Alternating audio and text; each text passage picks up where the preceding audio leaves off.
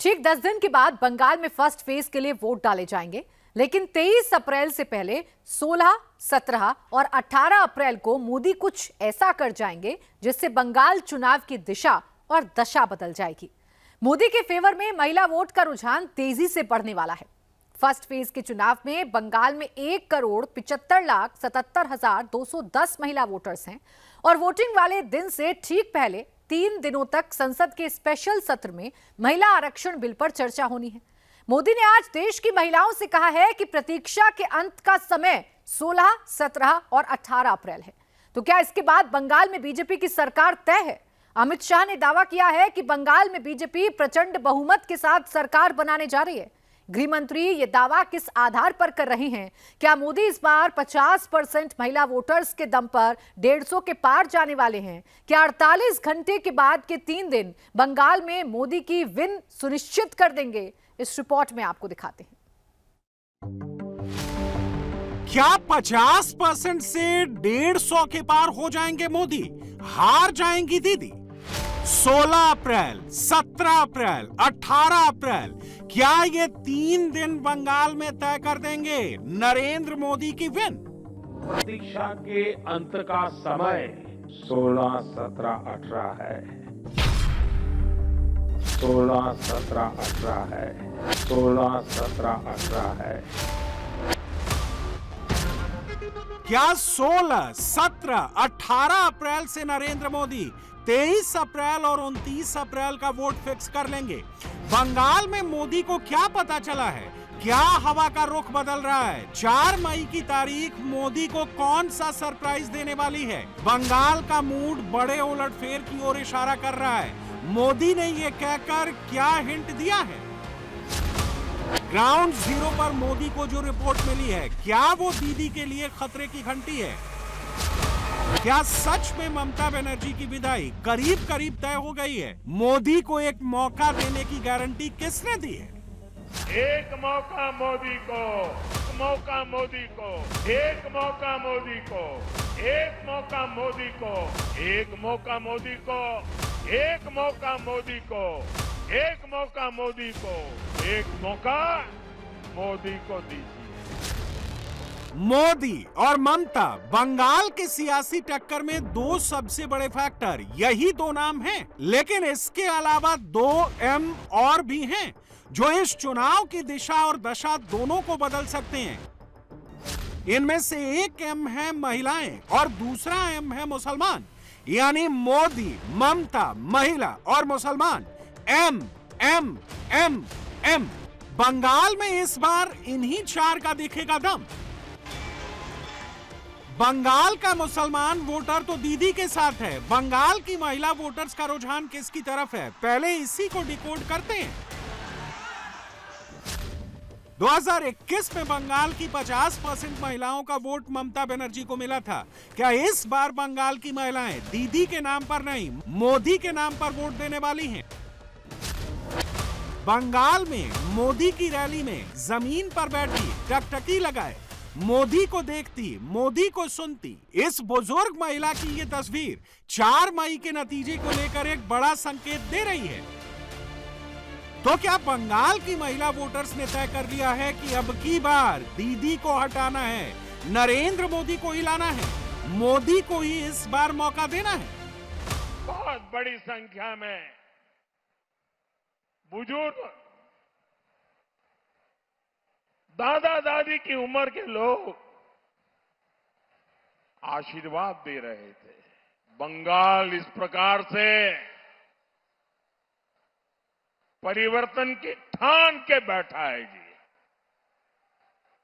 इस बार बंगाल में टीएमसी का जाना तय है। बंगाल के चुनाव नतीजे बंगाल का भविष्य तय करेंगे। मैं लिया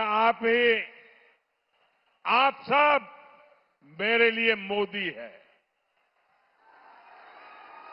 ये सभी उम्मीदवार, ये भी मोदी है।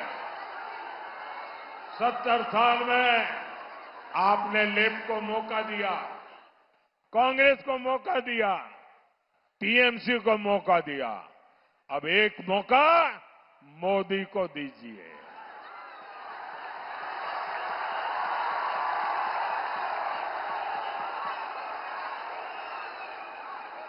एक मौका मोदी को बंगाल की बेटियों की सुरक्षा के लिए, एक मौका मोदी को घुसपैठ से बंगाल को बचाने के लिए।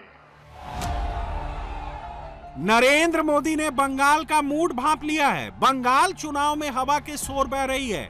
बंगाल की जनता इस बार किसे चुन रही है? मोदी ने खुद जमीन पर उतरकर 4 मई के संभावित नतीजों का फ्रेम अपने फोन में कैप्चर कर लिया है। और मोदी के इस कॉन्फिडेंस की वजह ये तस्वीरें हैं। बंगाल में ममता नहीं, मोदी का मैजिक दिख रहा है। जितनी भीड़ दीदी को सुनने जा रही है, दीदी को देखने जा रही है, उससे डबल भीड़ मोदी की रैली में पहुंच रही है। मोदी का हेलीकॉप्टर हेलीपैड से उतरने से पहले ही लोग दौड़े दौड़े मोदी के पास पहुंच रहे हैं। मोदी की रैली वाली लोकेशन तक पहुंचने वाले रास्तों पर सिर्फ और सिर्फ लोगों का हुजूम ही दिख रहा है। क्या सिलीगुड़ी, क्या बीरभूम, क्या वर्धमान, क्या कोलकाता, बंगाल में नरेंद्र मोदी का मैजिक सबके सिर चढ़कर बोल रहा है। कोई साइकिल पे भागा भागा मोदी के पास पहुंच रहा है। जो दिव्यांग हैं, पैदल नहीं चल सकते, वो भी सब कुछ छोड़ छाड़ कर हाथ में मोदी वाला पोस्टर लेकर जय श्री राम के नारे लगाते हुए मोदी से जुड़ रहा है। बंगाल में मोदी से ऐसी जुड़ाव वाली तस्वीरों ने ममता बनर्जी को काफी तनाव दे रखा है। और दीदी के कैंप में फैले इस तनाव की एक बहुत बड़ी वजह बंगाल की महिला वोटर्स हैं, जो अब की बार साइलेंट नहीं है, बहुत वोकल है और मोदी को 150 पार कराने के लिए प्रिपेयर्ड हैं। ये कैसे हो सकता है? ये आपको कुछ फैक्ट से समझाते हैं। बिहार में महिला वोटर्स का टर्नआउट 71.6% था, जबकि पुरुष वोटर का टर्नआउट उससे करीब 10% कम 62.8% था। महिला शक्ति ने बिहार में एनडीए की सरकार बना दी। अब पुडुचेरी, असम और केरल में 9 अप्रैल को हुई वोटिंग का टर्नआउट देखिए। पुडुचेरी में महिला वोटर टर्नआउट था 91.4%, असम में 86.5% और केरल में महिला वोटर टर्नआउट था 81.2%। यानी जिन 5 राज्यों में चुनाव हो रहे हैं, उनमें से 3 राज्यों में हो चुकी वोटिंग को महिलाओं ने ही लीड किया और बंगाल में भी यही ट्रेंड देखने को मिल सकता है। इस वक्त देश की महिला वोटर्स, खासकर बंगाल की महिला वोटर्स के बीच में प्रधानमंत्री नरेंद्र मोदी को लेकर एक अलग तरह का रिएक्शन देखने को मिल रहा है। बंगाल में मोदी के नाम पर वोट देने वाली महिला वोटर्स की संख्या पहले भी थी, लेकिन इस बार फर्क ये है कि अब इस संख्या में इजाफा हो गया है। महिला वोटर्स के बीच मोदी नाम की लहर चल रही है और मुमकिन है कि 4 मई को टीएमसी पर इस लहर का कहर टूटे। और टीएमसी वाले सुन लो, कान खोल करके सुन लो, 4 मई के बाद बीजेपी सरकार बनेगी और टीएमसी वालों को 15 साल का पल पल का हिसाब देना पड़ेगा, पाई पाई का हिसाब देना पड़ेगा। साथियों, बहुत हो चुका, अब बंगाल सहन नहीं करेगा। अब और नहीं, আর নয়, ভয় নয়।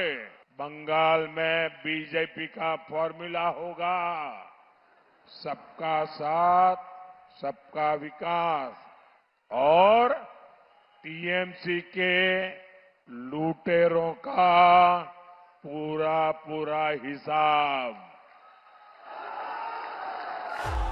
नरेंद्र मोदी जानते हैं बंगाल की महिला वोटर्स बीजेपी की जीत का रास्ता क्लियर कर सकती हैं। इसीलिए उन्होंने बंगाल की सियासी जमीन पर खड़े होकर 33% महिला आरक्षण का दांव खेला है। 16, 17 और 18 अप्रैल को संसद का 3 दिनों का स्पेशल सेशन भी बुलाया गया है, जिसमें महिला आरक्षण बिल यानी नारी शक्ति वंदन अधिनियम में संशोधनों को पेश और पारित करने पर चर्चा होगी।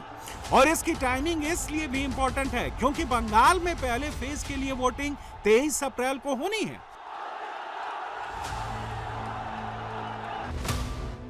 बंगाल में पहले फेज की वोटिंग में कुल 3,60,77,171 वोटर्स हैं। इनमें 1,75,77,210 महिला वोटर्स हैं। बंगाल की महिला वोटर्स ममता बनर्जी का कोर वोट बैंक हैं, लेकिन वो इस बार दीदी का खेला बिगाड़ सकती हैं। 2021 बंगाल चुनाव में पुरुष वोटर्स का टर्नआउट 82.24% था, जबकि महिला वोटर्स का टर्नआउट 82.35% था। 2024 के लोकसभा चुनाव में 53% महिलाओं ने टीएमसी को वोट दिया था, जो 2019 से 11% ज्यादा था। बंगाल में इस तरह का बड़ा स्विंग जो सालों से चल रहा है, वही ममता बनर्जी को सत्ता में बनाए रखता है। मगर इस बार पैटर्न चेंज हो सकता है। महिला सुरक्षा के नाम पर, संदेश खाली के नाम पर, आरजी कर के नाम पर बंगाल की महिला वोटर्स का झुकाव बीजेपी की तरफ जा सकता है। और ये इन तस्वीरों को भी देखकर साफ साफ अंदाजा लगाया जा सकता है। दीदी की सरकार बंगाल में महिलाओं की सुरक्षा करने में नाकाम रही है, जिसने ममता से महिलाओं का मोह भंग करा दिया है। ममता दीदी कहती है कि महिलाओं को शाम के 7 बजे के बाद घर से नहीं निकलना चाहिए। अरे ममता दीदी, शर्म करो, शर्म करो। एक महिला मुख्यमंत्री होकर आप बंगाल की माताओं बहनों की सुरक्षा नहीं कर सकती। मैं आपको विश्वास दिलाता हूं, कमल फूल की सरकार बना दो, हम रात को 1 बजे भी छोटी बच्ची स्कूटी पर निकल पाए, इस तरह का बंगाल बना कर देंगे। मैं आज टीएमसी के गुंडों को कहकर जाता हूं, 23 अप्रैल को अपने घर में बंद रहना, वरना 5 मई को चुन चुन कर जेल की सलाखों के पीछे डालने का काम करें। अभी अभी मैं दीदी का एक भाषण सुन रहा था। वो यहां के बहुमत समाज को डरा रही थी, अगर टीएमसी नहीं होगी तो बहुमत समाज का अस्तित्व नहीं होगा। अरे दीदी, सदियों से हम यहां रह रहे, आप कौन होती हो हमें डराने वाली? आपके शासन में मुर्शिदाबाद में दंगे हुए, आप कहां गई थी? आपके शासन में रामनवमी पर हमला हुआ, आप कहां गई थी? आपके शासन में सरस्वती पूजा पर रोक लगी, आप कहां गई थी? ये दीदी से डरने की जरूरत नहीं है। यहां नरेंद्र मोदी के नेतृत्व में भारतीय जनता पार्टी की सरकार। वीरभूम वालों, वो दिन लग गए। आप मेरी बात मानकर चलना। 23 अप्रैल को ममता दीदी का कोई भी गुंडा आपका बाल बांका नहीं कर पाएगा, बाल बांका नहीं।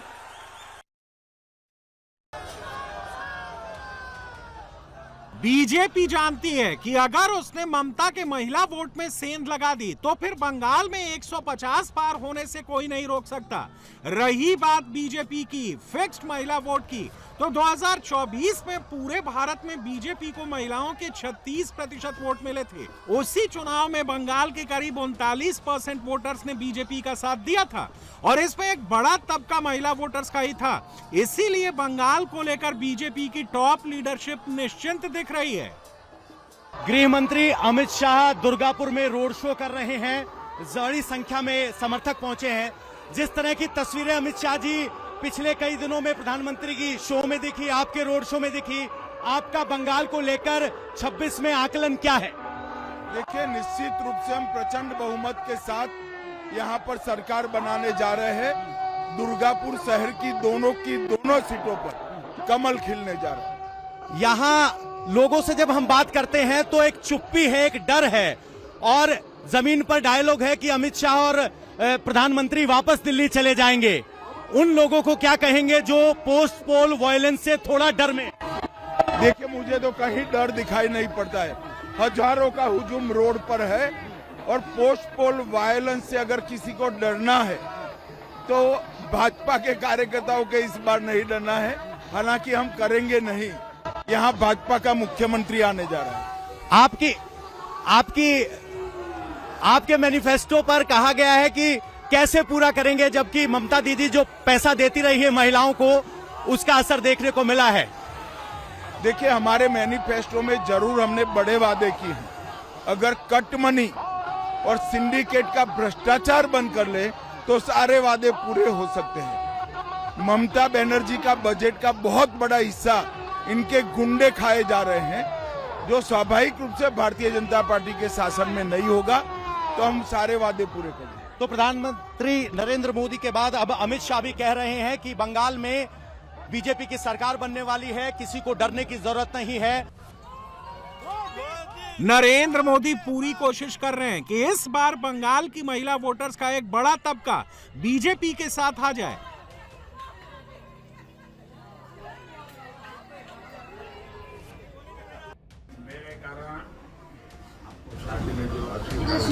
मोदी ये कैसे मुमकिन कर रहे हैं, इसकी एक झलक उस वक्त दिखाई दी जब बिना प्रोटोकॉल के नरेंद्र मोदी सिलीगुड़ी में एक शादी समारोह में पहुंच गए। मेरे कारण आपको शादी में जो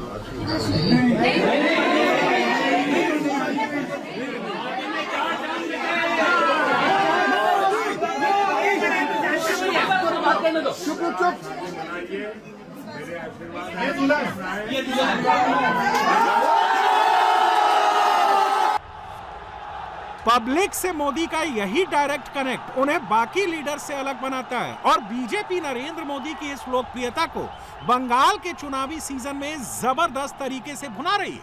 चुनाव वाले वॉर जोन में अकेले मोदी नहीं है।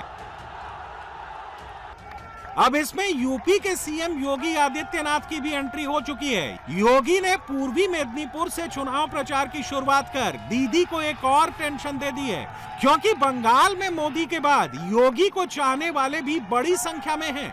बंगाल में मोदी मोदी तो हो ही रहा था, अब योगी योगी भी होने लगा। दीदी को बुलडोजर का खौफ अभी से दिखने लगा है। बंगाल में बंगला ही बंगाली ही बोली जाएगी। ये कठमुल्लापन की संस्कृति यहां नहीं चलने दी जाएगी, किसी भी स्थिति में नहीं चलने दी जाएगी। इनके देशद्रोही मंसूबों को पूरा नहीं होने देंगे। अन्नदाता किसानों के साथ अन्याय नहीं होने देंगे। किसी प्रकार की अराजकता को नहीं चलने देंगे। जैसे डबल इंजन की भाजपा की सरकार ने उत्तर प्रदेश को दंगा मुक्त, कर्फ्यू से मुक्त, किसी प्रकार की अराजकता से मुक्त किया है, ऐसे ही डबल इंजन की सरकार भारतीय जनता पार्टी के नेतृत्व में बनने दीजिए। फिर सस्य श्यामला मातरम, वंदे मातरम की धरती हमारा बंगाल फिर से बनेगा। ছেলেদের বুলডোজার চালান, মেয়েদের উপর বুলडोजर चालान। अगर आप अत्याचार करेंगे तो हमारा माँ बहन को पहले आपको जवाब देने पड़ेंगे।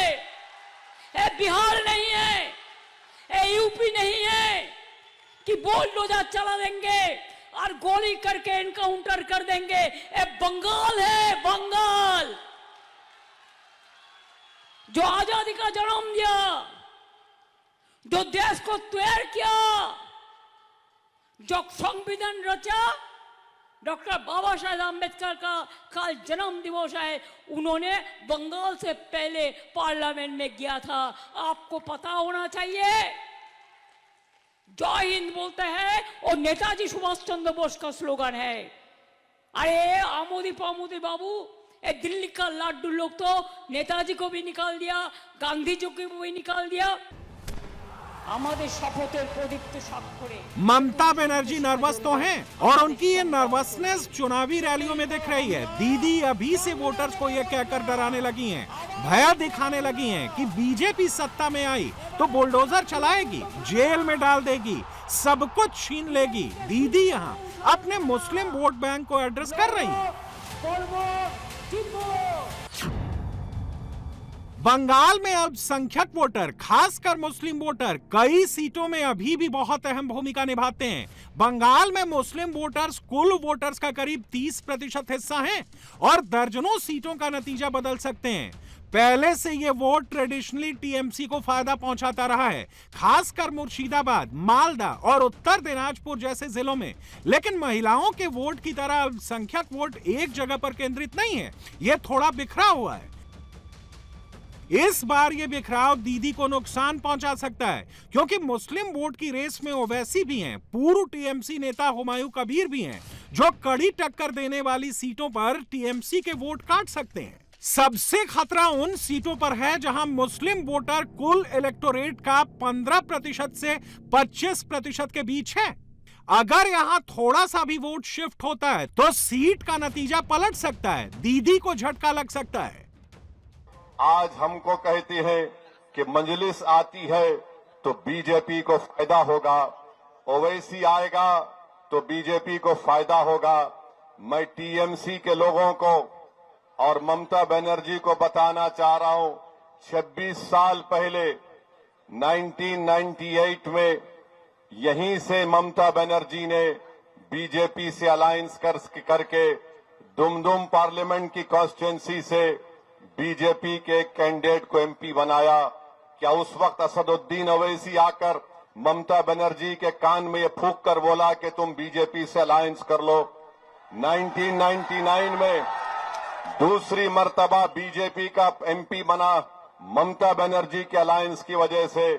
ममता बनर्जी के घर को असदुद्दीन ओवैसी नहीं गया, मगर आप ममता बनर्जी को वोट देते गए तो ममता बनर्जी के घर को बीजेपी का प्रधानमंत्री गया।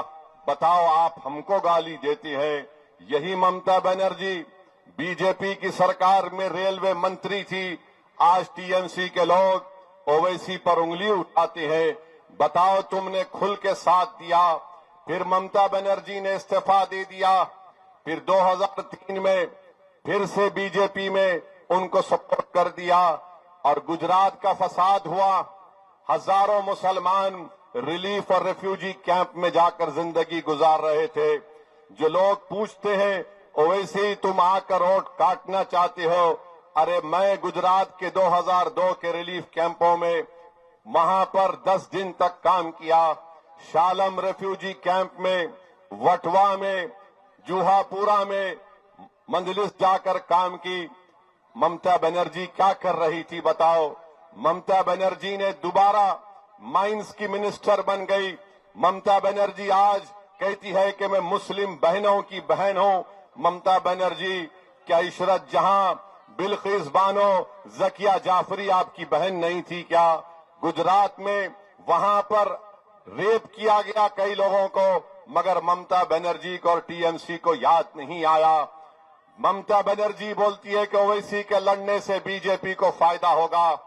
4 एमएलए बीजेपी के थे, 5 साल पहले जीतकर 77 हो गए। क्या उसमें भी ओवैसी जिम्मेदार है? बताओ आप। बंगाल में वोटिंग से 10 दिन पहले की ग्राउंड रियलिटी यही है कि दीदी को अपनी कुर्सी जाती दिख रही है, टीएमसी को अपना मुस्लिम वोट बढ़ता हुआ दिख रहा है, महिलाएं खुलकर मोदी के साथ जाती दिख रही हैं। बंगाल के वोटर्स का एक बड़ा तबका अब की बार बदलाव चाह रहा है और उसी के दम पर मोदी से लेकर अमित शाह तक हर कोई यही कह रहा है कि बंगाल में कमल की ही लहर चल रही है, सरकार बीजेपी की ही बन रही है।